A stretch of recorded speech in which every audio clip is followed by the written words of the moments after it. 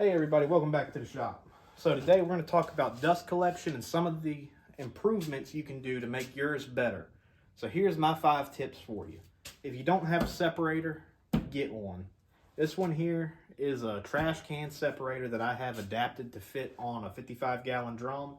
I believe it was about $30 or $35, may have been $40, somewhere in that range.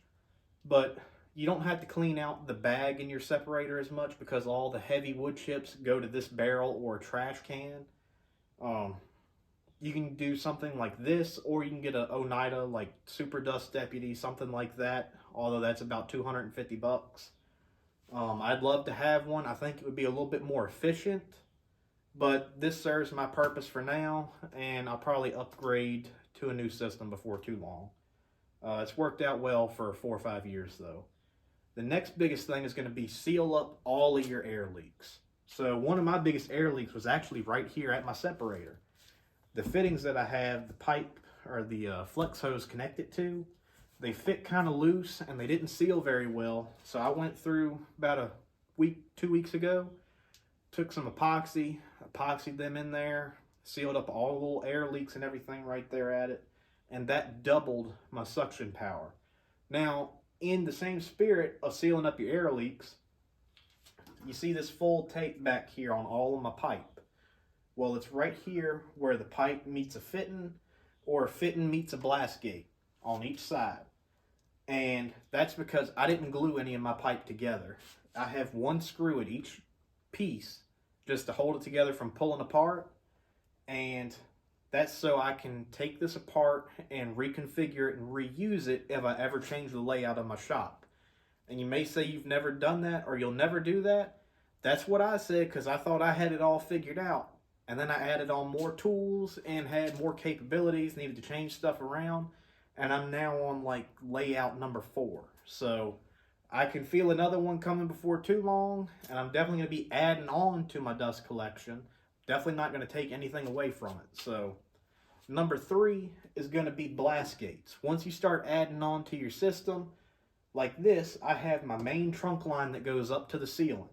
And then I have a secondary line go this way behind me over here. I don't know if it's on camera or not, but I have a drum sander, a bandsaw, and a belt sander over here. And that line behind me that goes above my lathe services all of that. So I can cut this blast gate on and off, and you can do blast gates 2 different ways. I've made some out of scrap plywood, and they work just fine. They take a little bit of time to make. They're a bit of a pain in the butt, but they're free. Alternatively, you can get some of these plastic blast gates. I believe the ones I have are made by PowerTech. I'm not a fan of the aluminum ones. I'd rather have the plastic ones. If I was going to have a metal one, I'd rather have a steel one or a really heavy-duty aluminum one. Most of the aluminum ones you find are just really flimsy sheet metal. And between the two, I'd rather just have the plastic. Oh, well, I know I don't like plastic either, but it serves its purpose. So if I shut this one off and open this one up, it goes all the way through my trunk line, and that's going to bring us to number 4, and that's going to be tool clusters. So let's talk about that over there. All right, so now we're over here at my first tool cluster. Like I said a minute ago, behind me now, I have a drum sander, a bandsaw, and a disc sander, and that's my second tool cluster.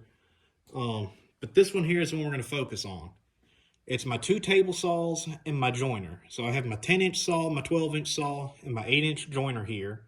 And I have this one flex hose come down from the ceiling.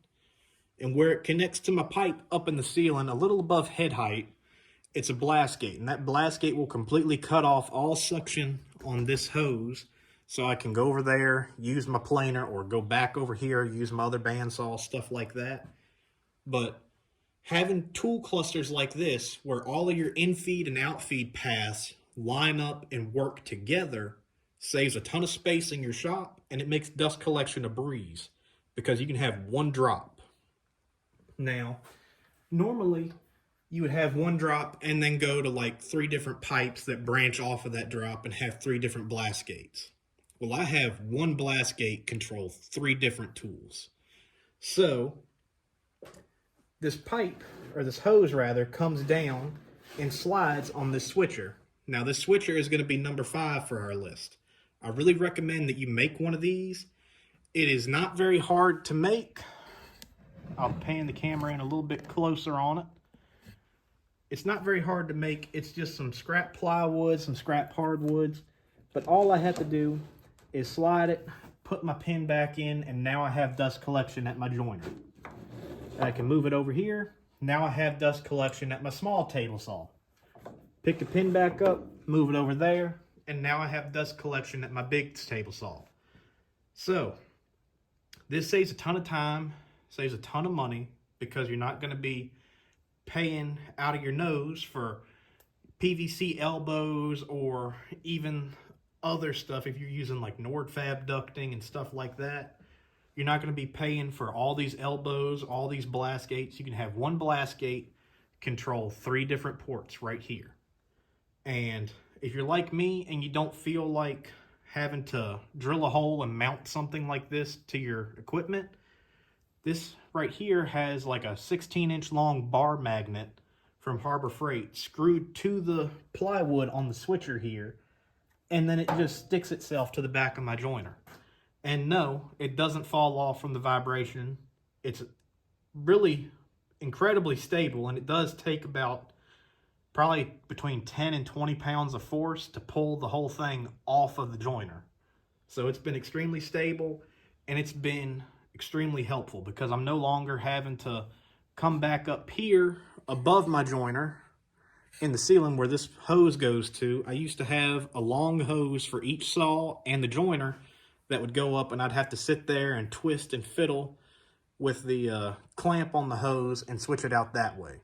So hopefully this saved y'all some time and some headache researching your dust collection.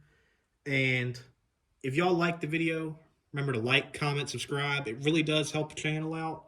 And thanks for watching. I'll catch y'all guys on the next video.